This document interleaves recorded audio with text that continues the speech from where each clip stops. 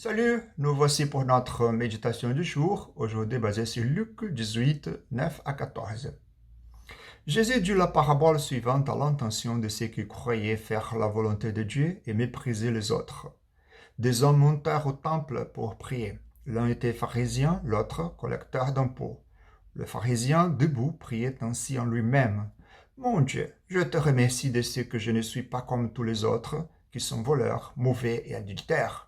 Je te remercie de ce que je ne suis pas comme ces collecteurs d'impôts. Je jeûne 2 jours par semaine et je te donne le dixième de tous mes revenus. Le collecteur d'impôts, lui, se tenait à distance et n'osait pas même lever les yeux vers le ciel, mais il s'est frappé à la poitrine et disait « Mon Dieu, prends pitié de moi qui suis un pécheur. » Je vous le dis, ajouta Jésus, cet homme était reconnu juste aux yeux de Dieu quand il retourna chez lui, mais pas les pharisiens. En effet, celui qui s'élève sera abaissé, mais celui qui s'abaisse sera élevé.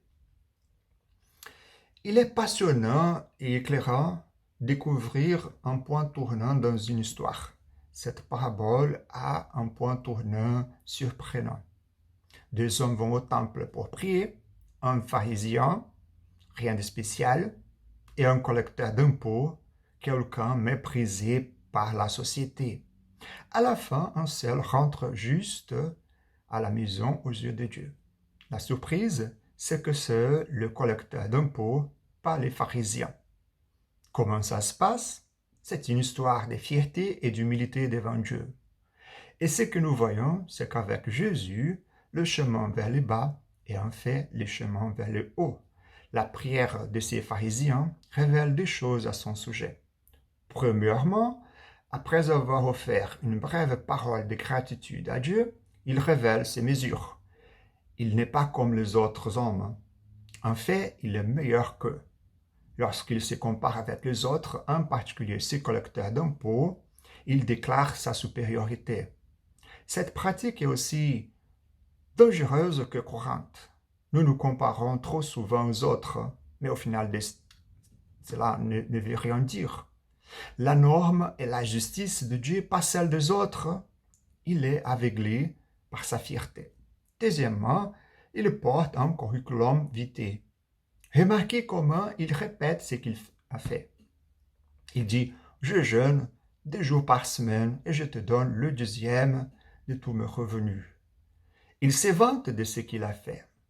Il est confiant qu'il est juste. N'est-il pas frappant que cet homme se vante en sa prière devant Dieu dans le temple? Sait-il à qui il parle? En fin de compte, il semble plus probable qu'il parle à lui-même et non pas à Dieu. Nous sommes dans une situation dangereuse si nous nous vantons en nous-mêmes devant Dieu plutôt que lui confesser nos péchés. Ensuite, il y a le collecteur d'impôts. Les mains vides, tout en lui révèle la contrition. L'humilité vient de sa posture et de sa prière. Il se tient loin parce qu'il sait qu'il est séparé de Dieu à cause de son péché. Il a honte de son péché. Alors, il ne lève même pas les yeux au ciel. Il continue de se battre la poitrine pour démontrer son chagrin. Il demande miséricorde à Dieu parce qu'il sait qu'il en a désespérément besoin de miséricorde. Au lieu de se tourner vers lui-même pour la justice, le collecteur d'impôts plaide auprès de Dieu pour miséricorde, parce qu'il n'a aucune justice. Même la façon dont il plaide traduit son humilité. L'appel à la miséricorde est un cri pour que la colère de Dieu soit enlevée. Nous voyons ces péchés convaincus, humiliés dans le temple. Jésus conclut l'histoire en disant que cet homme était reconnu juste aux yeux de Dieu quand il retourna chez lui, mais pas les pharisiens. En effet, celui qui s'élève sera abaissé, mais celui qui s'abaisse sera élevé. Le collecteur d'impôts a été déclaré juste aux yeux de Dieu. Personne ne sera jamais considéré comme juste aux yeux de Dieu en se confiant en lui-même. La seule manière d'être justifié aux yeux de Dieu est de se fier à la justice de Jésus. Il a gagné la justice qui est comptée pour les croyants, telle qu'elle est reçue par la foi. Il est humiliant de réaliser que nous n'avons rien à offrir à Dieu.